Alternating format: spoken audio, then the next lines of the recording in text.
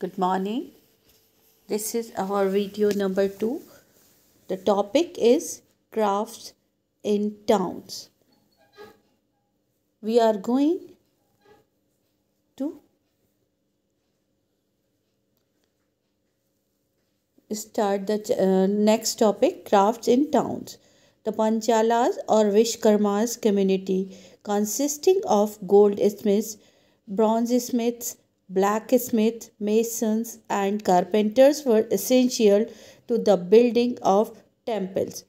We, हमारे craft man जो थे टाउन्स में वो कौन कौन थे, उनको क्या कहा जाता था? दे आर कॉल्ड एज पंचालाज और विश्वकर्मास कम्युनिटी. उनके अंदर विश्वकर्मा कम्युनिटी के अंदर कौन लोग आते थे? Goldsmiths, smiths, bronze smiths, blacksmiths, masons and carpenters, और were essential to building of temples. ये लोग बहुत ज़रूरी थे जो कि टेम्पल्स को बनाने में काम आते थे. ये सब कौन थे? पंचालास या Vishwakarmas. Weavers such as the Saliyar और Kaikolars emerge as prosperous communities making donations to temples. Weavers जो थे जैसे कि सालियार और Kaikolars emerge as a prosperous communities. ये जो वीवर्स थे जिनके नाम थे सालियार और के कोलार्स, ये जो थे ये किन लोगों में आते थे? ये बहुत प्रॉस्पेरस यानी पैसे वाले लोग माने जाते थे जो कि टेम्पल्स में डोनेशन देते थे. ओके, और next topic is architectural splendour of Hampi. Hampi is located in the Krishna Tungabhadra basin, which form the nucleus of the Vijayanagara Empire founded in 1336. Hampi क्या था? एक कृष्णा तुंगाभद्रा बेसिन पे फॉर्म था, उस पे लोकेटेड था, और वो विजयनगर एम्पायर का सेंटर था. न्यूक्लियस यानी सेंटर था जो बनाया गया था इन 1336. It was a well fortified cities, और वो एक मैनेज और मुकम्मल आप कह सकते हैं कि वेल मैनेज सिटी था जो कि लोगों ने बहुत अच्छी तरह उसको बनाया था. The architecture of Hampi was distinguished by arches, domes and pillared halls with niches for holding sculptures. और ये कैसा था? उसका आर्किटेक्चर कैसा था? वो बिल्कुल अलग था. वो उसमें आर्क्स बने हुए थे, डोम्स बने हुए थे, और जिसके हॉल जो थे वो पिलर्स पे रुके हुए थे, और वहाँ पे जगहें इस तरह की जगहें बनाई हुई थी जहाँ पे स्कल्पचर्स रखे जाते थे. Temples were the hub of cultural activities and Devdasis. Devdasis, who were Devdasis? Devdasis were the temple dancers performed before the deity. Temples जो था वो क्या होता था? वहाँ पे वो कल्चरल हब था, यानी वहाँ पे सारी कल्चरल एक्टिविटीज़ परफॉर्म की जाती थी. वहाँ पे डांसेस होते थे जो रिचुअल डांसेस होते थे, रिलीजियस डांसेस होते थे, जो कि किसी भी कोई अच्छे फंक्शन से पहले परफॉर्म किए जाते थे. Hampi fell into ruin following the defeat of Vijayanagara in 1565 by Deccani sultan. और हम्पी जो था कब ख़त्म हुआ? जब विजयनगर में को डिफ़ीट हुई थी इन 1565 में. किसने डिफ़ीट दी थी? जो डेक्कनी सुल्तान थे, उन्होंने उसको ख़त्म किया था. A gateway to west Surat. Next topic, Surat in Gujarat was the emporium of western trade during the Mughal period. Surat Gujarat का एक सिटी है, और वहाँ पे वेस्टर्न ट्रेड होती थी मुग़ल पीरियड में. Emporium of western trade during the Mughal period. वहाँ पे ज़्यादातर जो थे, जब मुग़ल पीरियड था वहाँ पे ट्रेडिंग होती थी, जो वेस्टर्न ट्रेडिंग होती थी, यानी In the 17th century, the Portuguese, Dutch, and English had their factories and warehouses at सूरत. और इन 17th century में पोर्तुगीज़ ने, डच ने और इंग्लिश जो थे, जो वहाँ पे ट्रेडिंग के लिए आए थे, उन्होंने वहाँ पे अपनी फैक्ट्रीज और वेयर हाउसेस बनाए थे. वेयर हाउसेस गोडाउन्स, जहाँ पे वो अपना जो भी सामान खरीदते थे उसको स्टोर करते थे. There were also several retail and wholesale shops selling cotton textiles. और उसके अलावा वहाँ पे और क्या क्या चीज़ें थी? वहाँ पे बहुत सारी रिटेल और होलसेल शॉप्स थी. रिटेल शॉप्स जहाँ से हम लोग सामान खरीदते, होलसेल जहाँ से शॉपकीपर्स सामान लेते हैं, वो वहाँ पे शॉप्स थी जो किस चीज़ की शॉप्स थी? कॉटन टेक्सटाइल्स की. The Kathiawad Seths or Mahajans, money changers, had a huge banking houses at Surat.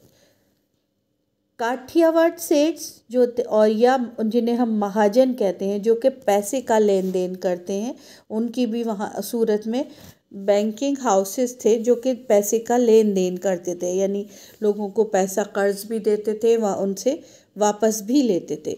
Surat began to decline towards the end of the 17th century because the loss of markets and productivity because of the decline of Mughal Empire.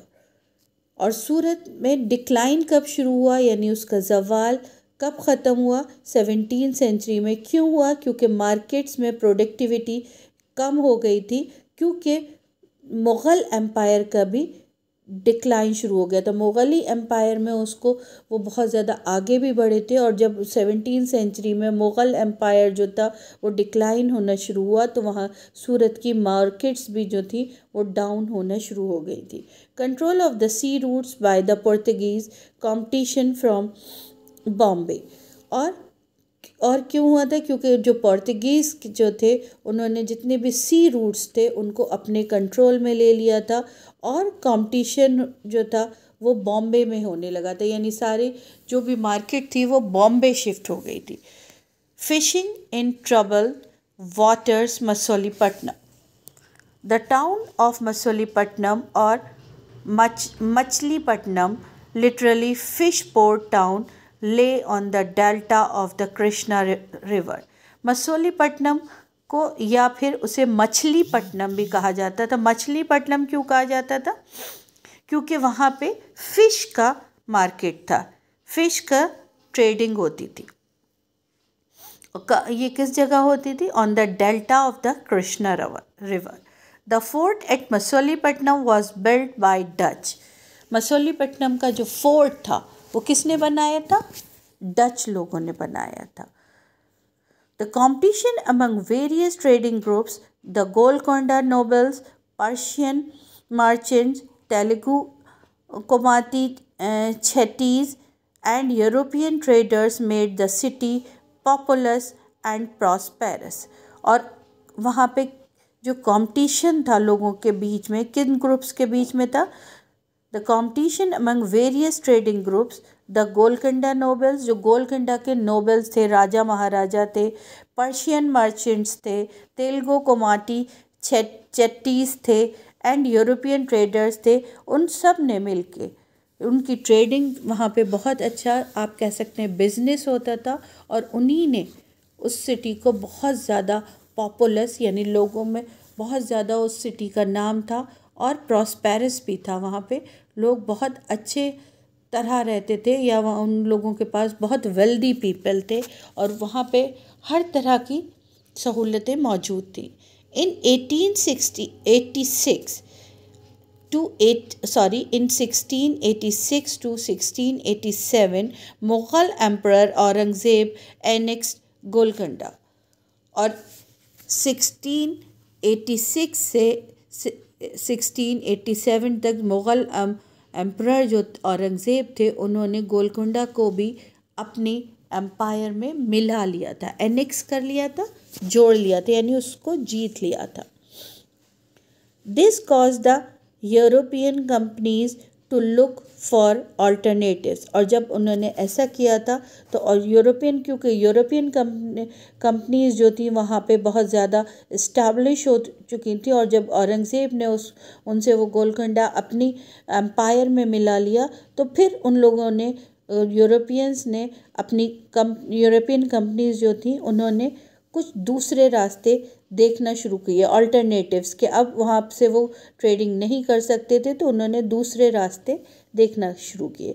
As the company traders move to Bombay, Calcutta and Madras, present day Chennai, Masulipatnam lost both its merchants and prosperity. और जो alternatives क्या थे Europeans के, उन्होंने company traders जो थे उन्होंने बॉम्बे की तरफ, कलकत्ता की तरफ और मद्रास की तरफ मूव करना शुरू किया। और इस तरह से मसलीपट्टनम जो कि एक बिजनेस हब था, वो उसने अपनी प्रॉस्पेरिटी खो दी, क्योंकि वहाँ से सब पूरे जो ट्रेडर्स थे वो बॉम्बे, कलकत्ता और मद्रास शिफ्ट हो गए, तो वहाँ की प्रॉस्पेरिटी भी कम हो गई। New towns and traders in the 18th century saw the rise of Bombay, Calcutta and Madras, which are nodal cities today. New towns और ट्रेडर्स कौन थे? The 18th century saw the rise of Bombay, Calcutta and Madras. सारे जो traders थे वो सब जब Bombay, Calcutta और मद्रास में शिफ्ट हो गए, तो जाहिर है कि वही सेंट्रल सिटी हो गया बिजनेस के लिए। The blacks or native traders and craft persons were confined here, while the white rulers occupied the superior residencies of Fort St. George in Madras और Fort St. William in Calcutta। और क्या हुआ यहाँ पे, जो यहाँ के लोग थे, नेटिव थे, ब्लैक्स थे या नेटिव लोग थे, वो जो थे वो वहाँ पे कहीं, जो क्राफ्ट पर्सन थे जो वहाँ पे काम करते थे, वो सब कहीं ना कहीं जो वाइट पर्सन्स थे वो, उन्होंने उनको ऑक्युपाई कर लिया। या आप कह सकते हैं कि जो वहाँ के नेटिव रहने वाले थे वो कहीं ना कहीं पीछे होते चले गए, और जो यूरोपियंस थे वो उन्होंने वहाँ पे पूरे एरिया को ऑक्युपाई किया। उनके रेजिडेंट्स जो थे वो उन्होंने अपने फोर्ट्स बनाए, जैसे कि फोर्ट सेंट जॉर्ज इन मद्रास और fort Saint William in Calcutta.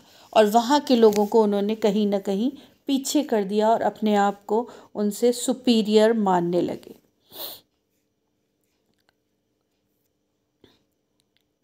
Yes, this is all for today. Okay.